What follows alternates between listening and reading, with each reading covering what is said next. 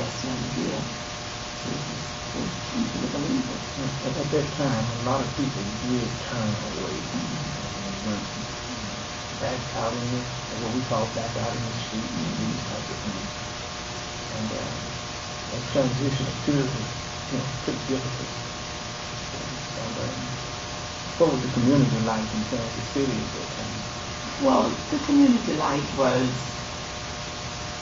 I guess it was more stable than here in Memphis, because in fact there are more Muslims there because they would visit back and forth to St. Louis, Masjid, and Talut El-Amin and all that. So they had a better, more knowledge about Islam and that stuff. So we just, the same thing happens all over because people are the same, believers, and you have to learn and grow. But if you don't have any faith, you won't get to that point, So it took a lot of faith for us to just go through the different changes that happen even in Kansas City, because let's say in Kansas City and throughout my experience in Islam, I had experienced a lot of family, want to be power, and the expression of the bloodline, and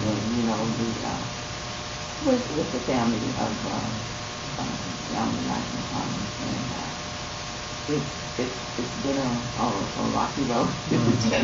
Had to really have faith and believe that only God knows it, and not just take what we said, and ask Allah to help you with the truth of it, and stay steadfast on the hope, because I knew that I felt like in my heart that this was the right road if I just stay patient, that Allah will bless me to overcome and to stay thankful. I recall meeting your husband when we all coming back. And good man, very enlightened, very, very decent and honorable man. When I met him, talk to him.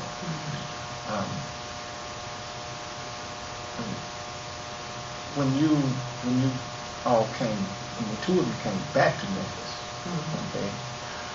you stayed briefly, I think, and then you went to went to California, right? Okay. No, we first went to Phoenix. Okay. We first went to Phoenix, Arizona. And then that was because of his health. Right. And God's the Phoenix was a nice climate for his condition. Arthritis and a lot of aches and pains. So we went to Phoenix. And well, we didn't like Phoenix because the weather was just too hot, nothing to be in the summer to be at 120 degrees, even though the humidity was different, but it was still hot. So in the meantime, we would leave Phoenix and drive over to San Diego, which is not far, for a weekend. So we got to know the believers in down there in San Diego. So we moved from Phoenix to San Diego, because I think the weather in San Diego was ideal, so we were really happy to move there. Well, you've traveled all over the country as a Muslim. Yes. Okay. When Imam Wahid Muhammad became leader of the community, and we would go to the various conventions and things of this nature, how does that impact you as it relates to the Nation of Islam days?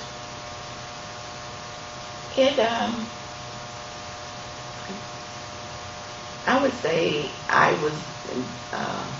went for the experience of hearing. I always wanted to hear what the leader had to say, because I felt what he was going to say, it was going to impact on my future as being a Muslim. And he would say something that would grow me more into Islam and what God intended for the human being, for the believer. More than just say somewhere to go and meet up every meeting, your brothers and sisters and friends who you hadn't seen since the last time, because all that was good, it was that too. But I always,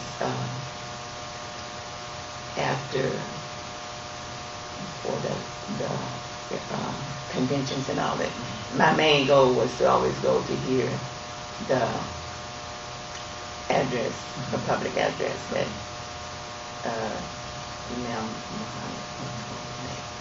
So that was what I would get out of it. It would take me on through to the next convention.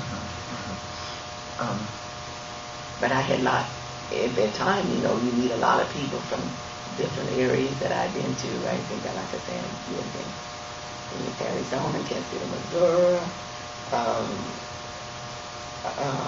San Diego. I knew all the people in LA, from all around the world from my travel. And the community, you saw the community, it grew. Yes. And nationally. Nationally. Tell us about your Hajj experience. What year was it? My first year of Hajj was in 1980. Hajj first time. And it was, it's just like nothing that I could was really what I did, a Hajj experience for me. It was meeting people and new culture and that brought out your patience and your knowledge of why you're there and all that, In all my days of growing up, all my life, I've always looked for the main why of this, why am I here, why am I this, or why am I that, to get the gist of why I'm doing something so that I will understand better, what to expect and how to live it better and to benefit from it. So with Hajj, it was not only the chance to see where Prophet Muhammad lived and where he had treaded, but also to be, but the different sites that I've seen that there were part of the Hajj. And as I was, back then, I heard Imam Muhammad teach on that. He says, the main thing about Hajj is to be on Arafat at the day that you're supposed to be there. So all the other rituals, they're good, but that is the main part of Hajj, to be on Arafat at that certain time. And so, in my mind, I had always figured, what is there about this? Because you could say that.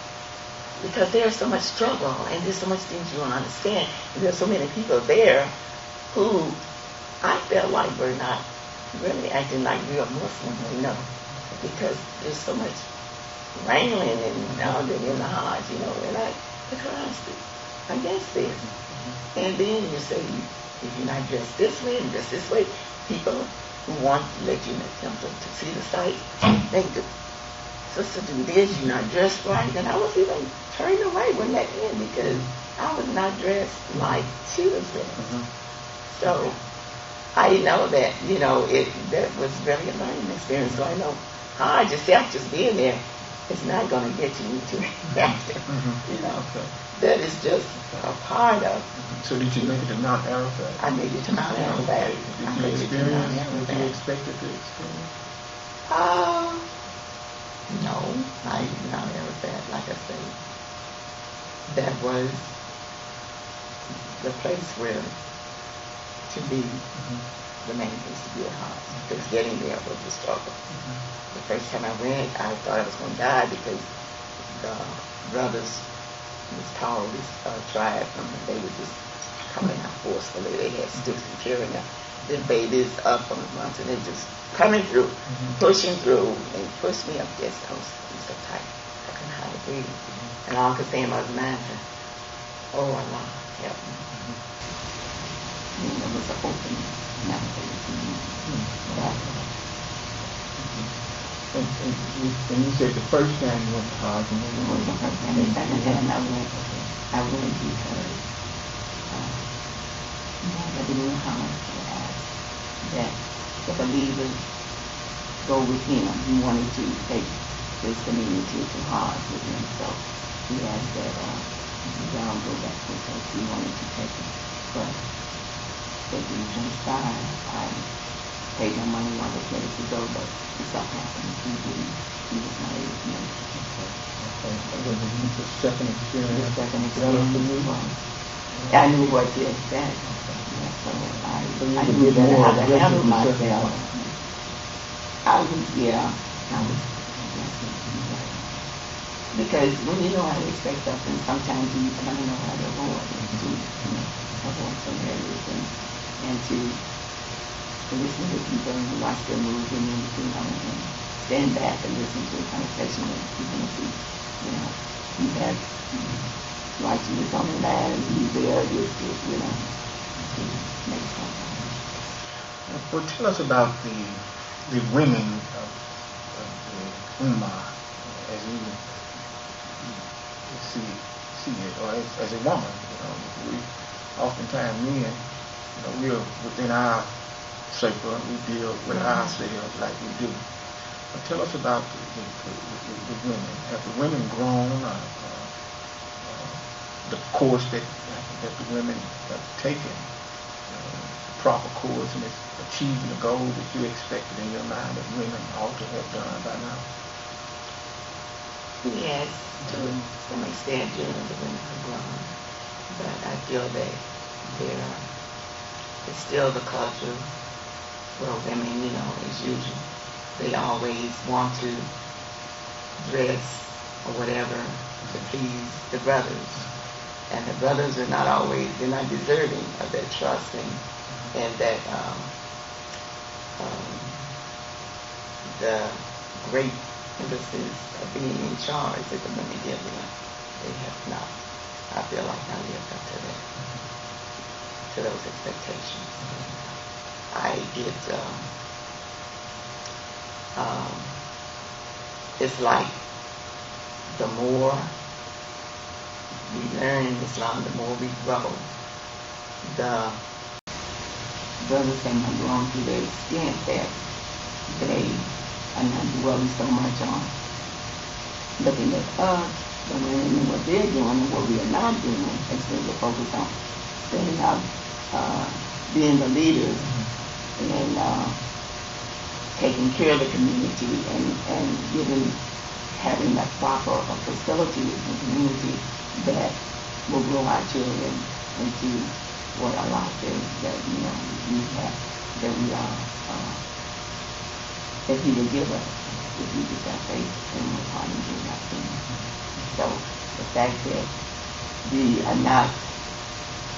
don't have the businesses that we had more business, they were more first in United States, we were more into business.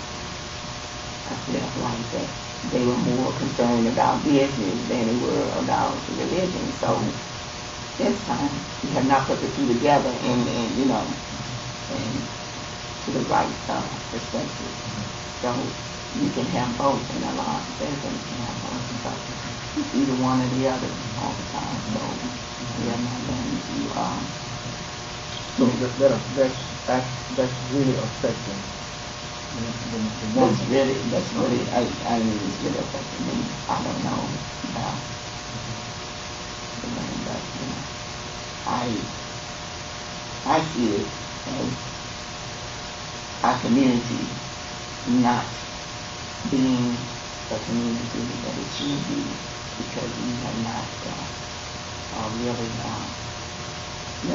really doing a lot. Well, you've lived in both lives, the Nation of Islam and community under the leadership of Imam Washington Muhammad. So are you expressing frustration? Do you believe that, you know, sooner rather than later we're going to be able to put the two together and build a better community? I am not frustrated because as events happen, things that happen, as I recon every morning, I see a lot speaking to the people about things that were transpiring. And I say that it was not the law's will for us to do it like that or for it to happen like that. Otherwise, it would have been like that, you know. Because at first I was frustrated because the Imam College was in college for 30 years and we don't even have a community center, a place big enough where we can all meet and have our conventions and we not have it big enough to have his janaza and all that. So I was wondering that, and I thought that we, as the community that Allah has been into our faith, we abandoned that. But then I thought, you know, nothing happens unless it was will of Allah. And it was not supposed to happen like that because that was not Allah's design and sending messages. And then, to let that out, that all of immigrants are here, all of the imams and the sheikhs and all of that. So, you know, when Muhammad never said that one of them would take over after he's gone. You know, it said the message goes on, brother. You know, I choose to take over the whole world.